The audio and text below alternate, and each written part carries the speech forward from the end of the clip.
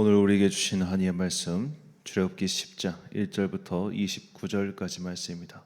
출애굽기 10장 1절부터 29절까지의 말씀. 이제 봉독하겠습니다. 하나님의 말씀 경청하십시오. 주님께서 모세에게 말씀하셨다. 너는 바로에게 가거라. 그와 그의 신하들이 고집을 부리게 한 것은 나다. 이것은 내가 그들이 보는 앞에서 나의 온갖 이적을 보여주려고 그렇게 한 것이다. 그뿐만 아니라 내가 이집트 사람들을 어떻게 벌하였는지를, 그리고 내가 그들에게 어떤 이적을 보여주었는지를 내가 너의 자손에게도 알리게 하려고, 또 내가 주님임을 너희에게 가르치려고 그렇게 한 것이다. 모세와 아론이 바로에게 가서 말하였다. 히브리 사람의 주 하나님이 말씀하셨습니다. 내가 언제까지 내 앞에서 교만하게 굴려하냐? 나의 백성을 보내서 나를 예배하게 하리라. 내가 나의 백성을 보내기를 거절하면 나는 내일 너희 영토 안으로 메뚜기 떼가 들어가게 할 것이다. 그것들이 땅의 표면을 덮어서 땅에 보이지 않게 될 것이며 우박의 피해를 입지 않고 남아있는 것들을 먹어치우되 들에서 자라는 나무들까지 모두 먹어치울 것이다. 너의 궁궐과 너의 모든 신하의 집과 이집트의 모든 사람의 집이 메뚜기로 가득 찰 것이다. 이것은 너의 아버지와 너의 조상이 이 땅 위에 살기 시작한 때부터 오늘까지 너희가 전혀 못 본 일이다. 그리고 나서 모세는 발길을 돌려 바로에게서 나왔다. 바로의 신하들이 바로에게 말하였다. 언제까지 이 사람이 우리를 망하게 하는 함정이 되어야 합니까? 이 사람들을 내보내서 그들이 주 하나님을 예배하게 하심이 좋을 듯합니다. 임금님께서는 아직도 이집트가 망한 것을 모르고 계십니까? 모세와 아론이 다시 바로에게 불려갔다. 바로가 그들에게 말하였다. 너희는 가서 주 너희의 하나님께 예배하리라. 그런데 갈 사람은 누구냐? 모세가 대답하였다. 우리 모두가 주님의 절기를 지켜야 하므로 어린아이와 노인들을 비롯하여 우리의 아들과 딸을 다 데리고 가야 하며 우리의 양과 소도 몰고 가야 합니다. 바로가 그들에게 호통쳤다. 그래, 어디 다 데리고 가봐라. 너희와 함께 있는 너희의 주가 나를 감동시켜서 너희와 너희 아이들을 함께 보내게 할 것 같으냐? 어림도 없다. 너희가 지금 속으로 악한 음모를 꾸미고 있음이 분명하다. 그렇게는 안 된다. 가려면 너희 장정들이 나가서 너희의 주에게 예배를 드려라. 너희가 처음부터 바란 것이 그것이 아니더냐? 이렇게 해서 그들은 바로 앞에서 쫓겨났다. 주님께서 모세에게 말씀하셨다. 너의 팔을 이집트 땅 위로 내밀어라. 그러면 메뚜기 떼가 이집트 땅으로 몰려와서 우박의 피해를 입지 않고 땅에 그대로 남아있는 푸성귀를 모두 먹어치울 것이다. 모세가 지팡이를 이집트 땅 위로 내미니 주님께서 그날 온종일 그리고 밤이 새도록 그 땅에 동풍이 불게 하셨다. 그 동풍은 마침 아침녘에 메뚜기 떼를 몰고 왔다. 메뚜기 떼가 이집트 온 땅 위로 몰려와서 곳곳마다 내려앉았다. 그렇게 많은 메뚜기 떼는 전에도 본 적이 없고 앞으로도 결코 볼 수 없을 만한 것이었다. 그것들이 땅의 표면을 다 덮어서 땅이 새카맣게 되었다. 그것들이 우박의 피해를 입지 않고 남아있는 나무의 열매와 땅의 푸성귀를 모두 먹어치워서 이집트 온 땅에 있는 들의 나무와 푸른 푸성귀는 하나도 남지 않았다. 그러므로 바로가 모세와 아론을 급히 불러들여서 말하였다. 내가 너희와 주 너희의 하나님께 죄를 지었다. 부디 이번만 나의 죄를 용서하고 주 너희 하나님께 기도하여 이 엄청난 재앙이 나에게서 떠나게 하여라. 모세가 바로에게서 물러나와 주님께 기도를 드리니 주님께서 바람을 가장 센 서풍으로 바꾸셔서 이집트 떼를 홍해에 몰아 넣으시고 이집트 온 땅에 메뚜기 한 마리도 남겨두지 않으셨다. 그러나 주님께서는 바로가 여전히 고집을 부리게 하셨으며 바로는 여전히 이스라엘 자손을 내보내지 않았다. 주님께서 모세에게 말씀하셨다. 너는 하늘로 팔을 내밀어라. 그러면 손으로 더듬어야 다닐 만큼 짙은 어둠이 이집트 땅을 덮을 것이다. 모세가 하늘에다 그의 팔을 내미니 이집트 온 땅에 사흘 동안 짙은 어둠이 내렸다. 사흘 동안 사람들은 서로 볼 수도 없었고 자리를 뜰 수도 없었다. 그러나 이스라엘 자손이 사는 곳에는 어디에나 빛이 있었다. 바로가 모세를 불러들여다 말하였다. 너희는 가서 주께 예배하여라. 그러나 너희의 양과 소는 남겨두고 너희의 아이들만 데리고 가야 한다. 모세가 대답하였다. 임금님도 우리의 주 하나님께 바칠 희생제물과 번제물을 우리에게 더 보태 주셔야 합니다. 우리는 우리의 집짐승을 한 마리도 남겨두지 않고 다 몰고 가겠습니다. 우리는 그것들 가운데서 주 우리의 하나님께 바칠 제물을 택할 것입니다. 그러나 우리가 거기에 다다를 때까지는 우리가 어떤 것을 바쳐야 할지를 알 수 없습니다. 주님께서는 바로가 고집을 부리도록 하셨으므로 바로는 여전히 그들을 내보내지 않았다. 바로가 모세에게 소리쳤다. 어서 내 앞에서 썩 물러가거라.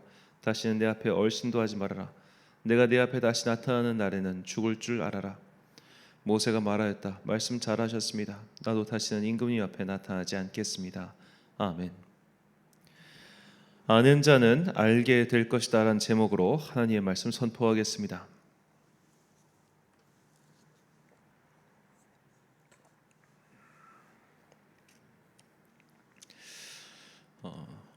이 출애굽기 재앙을 보면 이 10가지 재앙을 하나님께서 내리신 이유는 딱 한 가지입니다. 이스라엘 민족과 그리고 이집트 백성들에게도 하나님만이 오직 유일한 하나님이라는 것을 그들이 깨닫게 하려는 것이었습니다. 본문 2절 말씀입니다. 내가 내게 애굽에서 행한 일들 곧 내가 그들 가운데서 행한 표징을 내 아들과 내 자손의 귀에 전하기 위함이라. 너희는 내가 여호와인 줄 알리라. 아멘.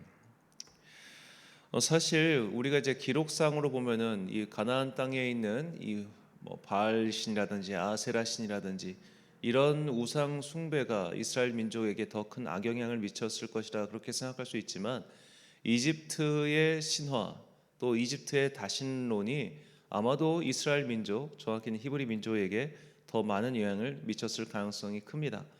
왜냐하면 그림으로 그려서 신화를 보여주는 것과 조각에 새겨서 보여주는 것은 아무래도 전달 속도 간에 큰 차이가 있기 때문이죠.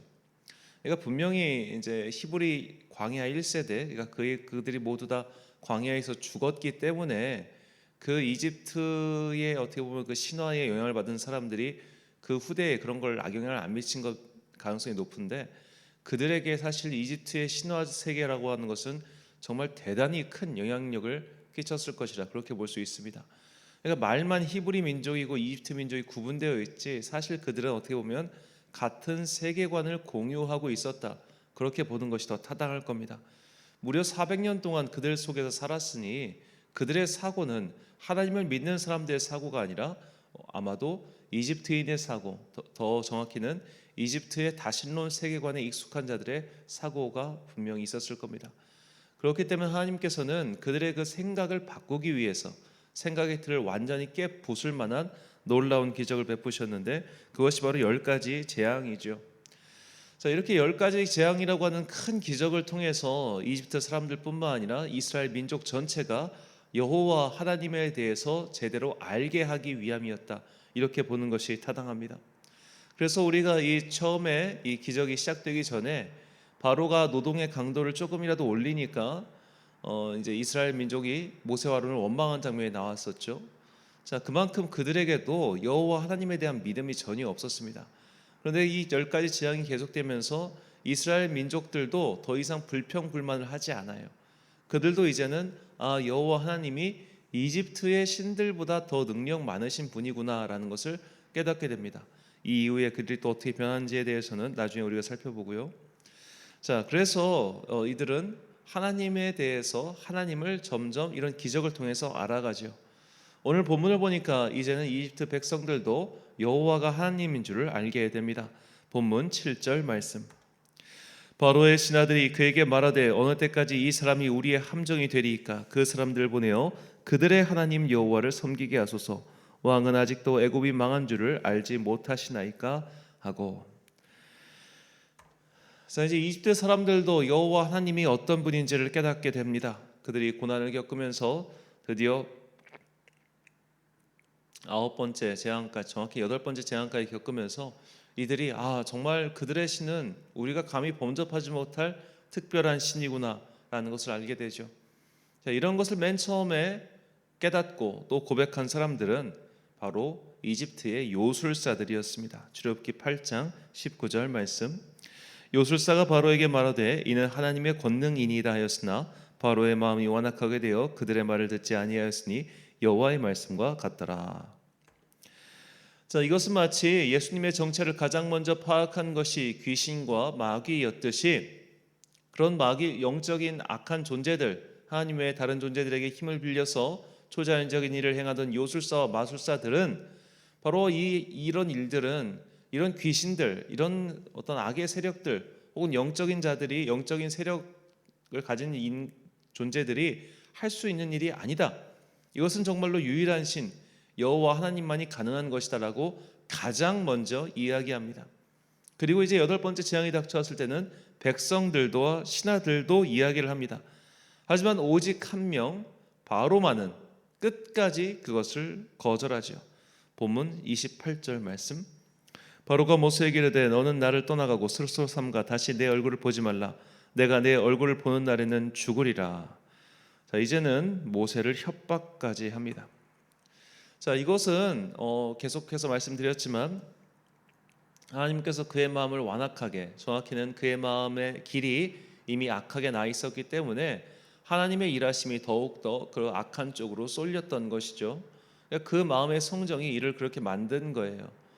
자, 우리는 여기서 정말 중요한 것을 깨닫게 됩니다. 정말로 끝까지 거부하는 사람들은 있어요. 바꿔 말하자면 이 끝까지 거부하는 사람의 이런 생각을 보면서 우리는 뭘 알 수 있느냐? 알고자 한다면 누구나 다 알 수 있다는 겁니다. 백성들도, 보통 백성들과 보통의 신하들도 8번째 재앙이 닥쳤을 때는 알았어요. 아, 이것은 우리의 신들이 감당할 수 없는 일이구나. 이것은 우리가 항복해야 되는 일이구나. 우리는 저 여호와 하나님이란 존재와 싸워서 이길 수 없구나. 이것을 보통의 감각을 가진 사람들은 8번째에 깨달았고, 요술사와 같이 특별한 감각을 가진 이들은 조금 더 일찍 깨달았습니다. 누구나 다 알 수 있습니다. 하나님께서는 이 만물 가운데 하나님의 법칙 로고스를 숨겨두시고, 그래서 누구나 다 이것을 궁구하고 연구하면 알 수 있게 하셨습니다. 그러므로 내가 하나님을 만나지 못했어, 난 하나님의 기적이 무엇인지 모르겠어, 하나님이 어디 계신 난 도저히 믿지 못하겠어 라고 하나님을 계속해서 거부하는 것은 일종의 핑계에 불과합니다.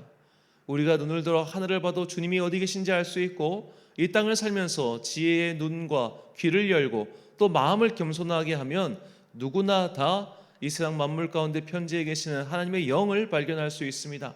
누구나 다 하나님의 존재를 믿지 아니할 수 없습니다. 과학자들도 우주에 나가서 그 우주의 신비를 보며 신적 존재를 느낀다고 하지 않습니까? 그러니까 우리가 이 세상에 분명히 있는 신적 존재가 바로 우리가 섬기는 여호와 하나님이다, 이것을 믿는 것과 신적 존재는 분명히 있어. 단지 내가 그의 이름을 모를 뿐이야. 이건 다르다는 이 말이에요. 모든 인간은 그런 신적인 존재, 초월적인 존재를 느낄 수 있는 감각기관이 있습니다. 하나님께서 그걸 남겨주셨어요.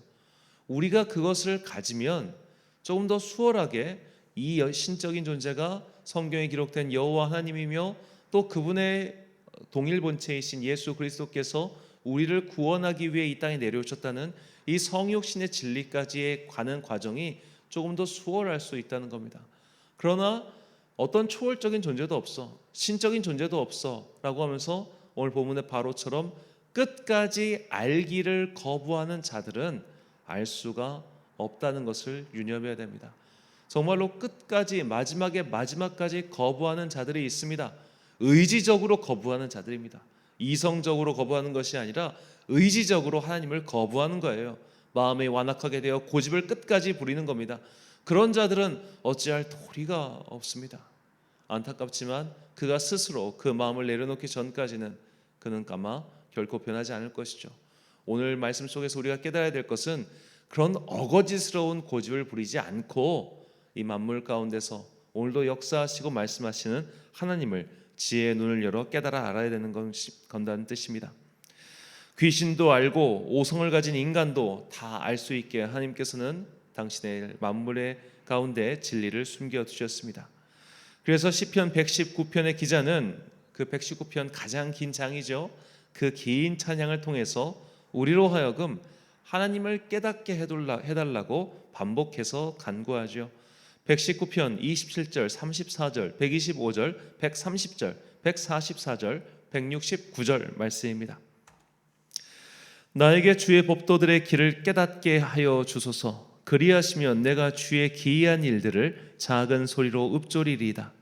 나로 하여금 깨닫게 하여 주소서. 내가 주의 법을 준행하며 전심으로 지키리이다. 나는 주의 종이오니 나를 깨닫게 하사 주의 증거들을 알게 하소서. 주의 말씀을 열면 빛이 비치어 우둔한 사람들을 깨닫게 하나이다. 주의 증거들은 영원히 의로우시니 나로 하여금 깨닫게 하사 살게 하소서. 여호와여, 나의 부르짖음이 주의 앞에 이르게 하시고 주의 말씀대로 나를 깨닫게 하소서. 아멘. 사랑하는 천안 광성교회 성도 여러분, 그리고 이 새벽을 함께 깨우고 계신 귀한 주님의 자녀 여러분, 우리는 충분히 그리고 누구나 깨달을 수 있습니다.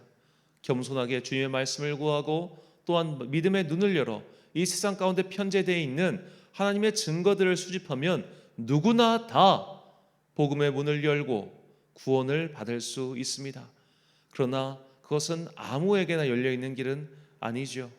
끝까지 거부하는 사람들, 끝까지 알기를 원치 않는 사람들, 마음이 끝까지 완악하게 되어 하나님의 일을, 하나님의 선하심을 듣지 않으려고 하는 사람들, 그런 사람들 가운데는 몸은 교회에 있지만 하나님의 말씀을 귀담아 듣지 않고 조금도 변하지 않는 그런 사람들도 있습니다.